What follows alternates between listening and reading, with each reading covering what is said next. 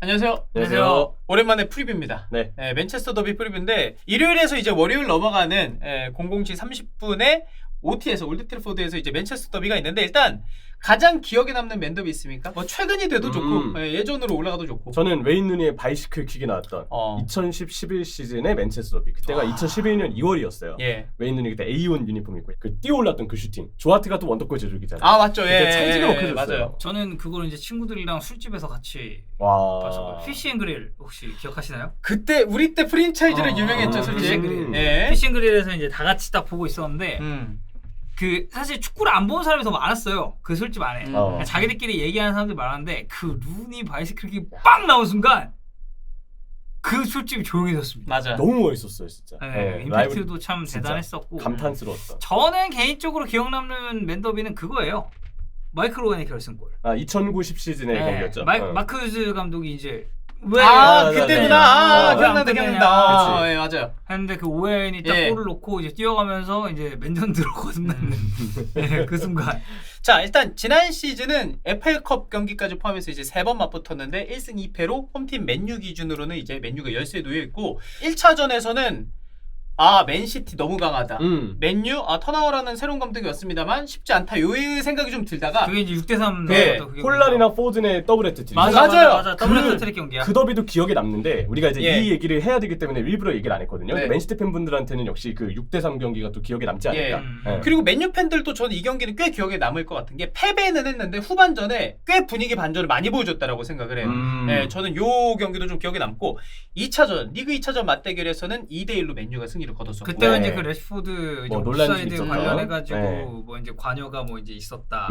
이제 뭐 이제 그런 얘기도 이제 아우, 있었고. 맨시티는 좀 화가 날만 했었죠. 네. 그때의 판정 기준에 대해서. 그래서 이제, 그때 그 이완우 완우 불러가지고 예. 축구 뒷담화에서 그 얘기를 얘기를 했었어. 했었고. 심판 판정 관련해. 그 시기였구나. 네. 그리고 이제 FA컵 결승전 퀸신.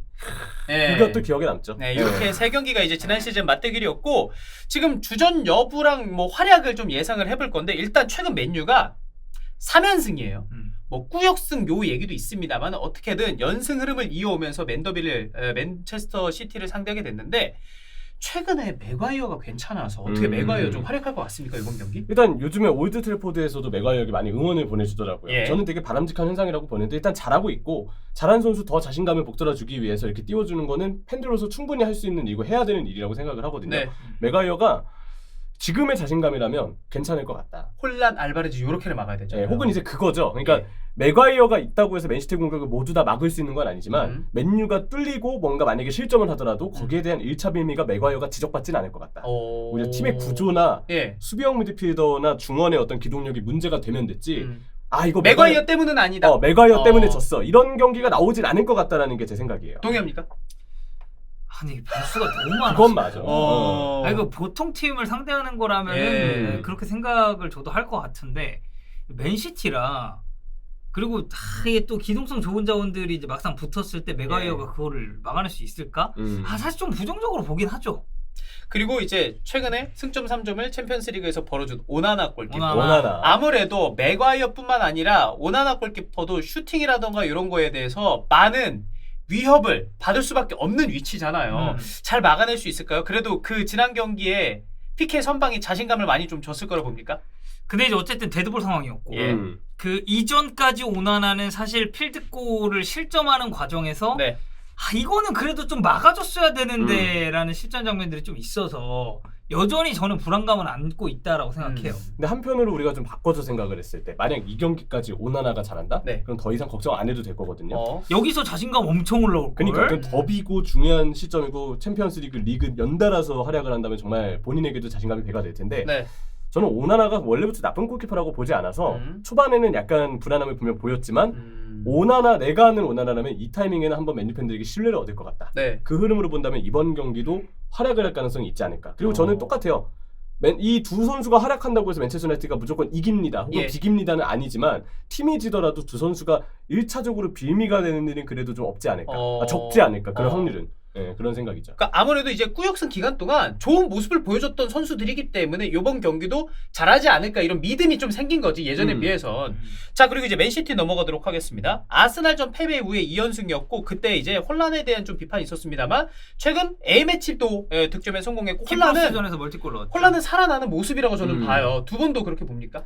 혼란은 제가 보기에도 이게 지난 시즌도 그랬지만 득점이 한 번 터질 때 확 터지는 게 있어요. 그러니까 이게 한 경기에서 몰아친다는 물론 라이프치히전처럼 5골을 넣는다면 예외이긴 하지만 근데 그때도 그 경기만 넣은 게 아니고 연달아서 계속 많은 골들을 넣었거든요.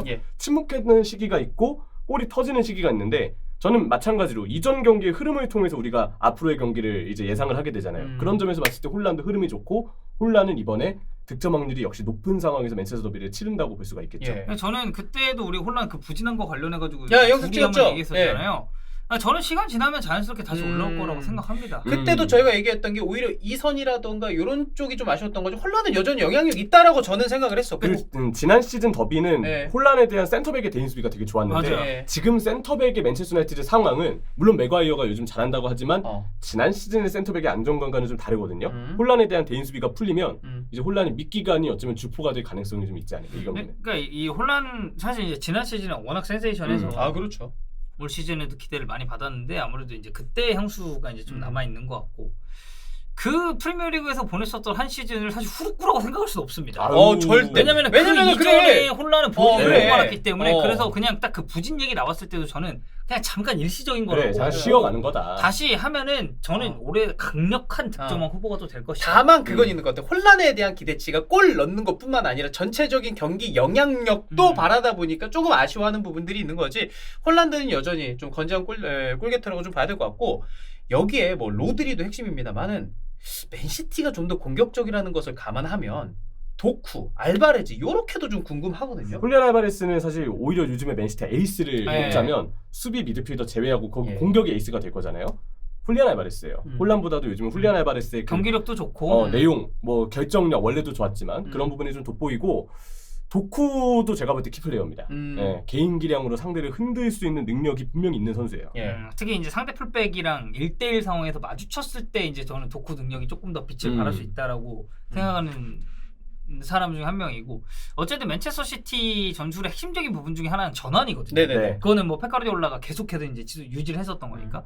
근데 그러니까 도쿠에게 얼마만큼 많은 공간을 확보해 줄 수 있느냐도 저는 중요한 포인트 중에 하나가 될 것 같고 물론 이제 선발 명단이 뭐 어떤 식으로 나오고 어떻게 구성될지는 아직 알 수 없습니다만 수비적인 부분만큼이나 더 중요한 게 이제 맨체스터 시티의 공격적인 부분. 그 더군다나 이제 맨체스터 유나이티드가 물론 이제 지난 경기 코펜하겐전에서 그 챔피언스리그 승점을 따긴 했지만 여전히 저는 불안 요소가 꽤 있다고 보거든요. 솔직히 공격수들 더 분발해야 돼요. 다 가르나초, 레시포드 훨씬 더 잘해야 됩니다 지금. 그리고 사실 이제 호일룬 같은 경우도 물론 이제 이적생이기 때문에 저는 잣대가 조금 기존 자원들보다는 이제 유해질 필요는 있다고 봅니다만 호일룬이 얼마만큼 빠르게 적응하고 득점을 또 터트려 주느냐에 따라서 많이 이제 달라질 수 있다고 보고 사실 이제 베오르스트도 처음 왔을 당시에 이 선수가 이제 어떤 역할을 해줄 수 있을까 기다렸는데 결국에는 그런 득점적인 부분이 너무 안 올라오다 보니까 나가게 됐잖아요. 물론 이제 둘을 같은 선상에서 비교하기엔 무리가 있습니다만 그래서 뭐 여러 측면으로 봤을 때 앞서서 언급한 것처럼 맨체스터 유나이티드는 공격진들의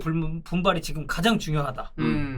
자 이렇게 좀 개인 활약에 대해서 우리가 좀 이야기를 해봤는데 그럼 경기 양상을 좀 예상해 봅시다. 어떻게 흘러갈 것 같아요? 일단 맨체스터 시티가 저는 좀 조언을 하자면 좌우 폭을 좀 벌려야 된다. 왜냐면 맨체스터 유나이티드는 사실 이 수비 사이 공간에 대한 약점이 분명히 있고 수비수들의 개인 수비력이 아무래도 한창 주전이 갖춰졌을 때보다는 떨어질 수밖에 없어요. 루크쇼도 없고 뭐 리산드로 마르티네스도 없고 하다 보니까 그러니까 후방에 지금 불안한 그 결정자들이 있기 때문에 그걸 이제 활용하려면 맨시티가 아스날전처럼 공격진을 좁게 운영할 게 아니고 좌우 공격수들이 넓혀야 됩니다. 그래야 맨체스터 유나이티드 백포가 벌어지면서 사이 공간이 비게 되는데 그게 맨체스터 유나이티드의 수비의 불안함, 삼선의 불안함에 대해서 확실하게 들출 수 있는 방법이라고 보거든요. 또 이렇게 해야 맨시티가 사실 풀백의 공격력이 강한 팀은 아니에요. 워커가 오버래핑을 많이 해도 크로스나 결과물이 썩 좋지 않으니까 어떻게 보면 풀백의 측면 공격을 주도하는 것보다는 윙이 측면을 주도하는 게 낫다. 그런 면에서 제가 볼 때는 도쿠가 굉장히 핵심적인 자원이 될 거라고 보고요. 또 추가적으로 맨시티에게 조언을 하자면 압박을 해서 맨체스터 유나이티드 3선을 좀 압박할 것. 특히 그쪽에 맨체스터 유나이티드가 공격 빌드업을 할 때 딱 한 명만 그 자리에 있는 경우들이 있어요. 3-2-2-3 번갈아가지만 기본적으로는 그 선수에게 좀 중앙에 너무 간격이 중앙에 벌어져 있다 보니까 결국 원볼란치 선수가 좀 불안함을 느낄 때가 많은데 그쪽이 표적을 해서 압박을 하면 맨시티가 이 경기는 좀 쉽게 내용을 가져올 가능성이 있다고 보고요. 마지막 하나는 전환. 빠른 전환이 필요하다. 이게 아스날전은 제가 볼 때 전환이 좀 느렸어요. 근데 이번 경기 다행히 로드리가 있고 여전히 후벤 디아스와 같은 좋은 수비력을 가진 선수들이 질비하기 때문에 늘 맨체스터 유나이티드의 그 빠른 역습을 대비해야 되거든요. 맨시티한테는 그 좌우 전환이 중요하다. 네. 이걸 조언하고 싶은데 아마 이 조언한 내용들이 그대로 양상에 맨시티는 녹아들지 않을까 이런 생각을 좀 합니다. 황동쿠 씨는 어떻게 봅니까? 수비랑 수비 사이가 벌어진다는 얘기는 그만큼 맨시티가 공략할 수 있는 하프 스페이스에 어떻게 보면 기회도 많아진다는 얘기거든요. 그래서 아마 형철이도 비슷한 류의 이제 설명을 한 것 같은데.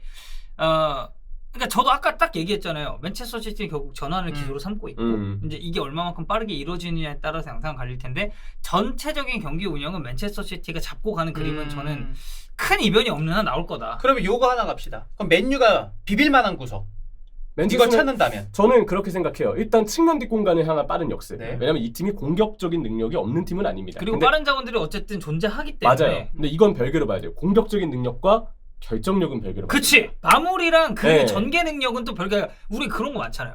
아니 파이널 서드 지역까지 올라가. 잘 올라가는데 그 이후에 이걸 마무리를 할 수 있는 자원이 지금 있냐. 제가 볼 때 맨체스터 유나이티드가 이 경기 기회는 많이 만들 것 같아요. 왜냐면 맨시티도 생각보다 올 시즌 지난 시즌만큼의 좀 탄탄한 밸런스는 아니라고 보고 개인적으로 봤을 때 전환 속도가 좀 느려진 경향이 있어요. 맨시티도 뭐 일정상의 피로감이나 여러 가지 이유들이 있겠지만 제가 볼 때 그래서 맨시티의 전환 속도를 봤을 때 맨유도 그냥 측면 뒷공간을 향한 롱패스 역습으로도 기회를 만들 수 있고 또 그게 만약에 아니더라도 테나우의 성향은 지금까지 위험을 감수하더라도 공격적인 숫자를 많이 두는 거잖아요. 그러면 어떻게 하겠어요? 볼 오래 잡으면 맨유한테도 기회는 분명히 올 겁니다. 맨유가 후방에서 계속 볼을 돌리고 점유를 가져가는 시간대 그때 테나우 감독은 늘 공격적으로 전방에 많은 숫자를 배치해서 마운트 같은 선수들 뭐 다른 뭐 브루노도 마찬가지고 하프 스페이스에 항상 맨유도 고정적으로 선수가 배치되어 있거든요.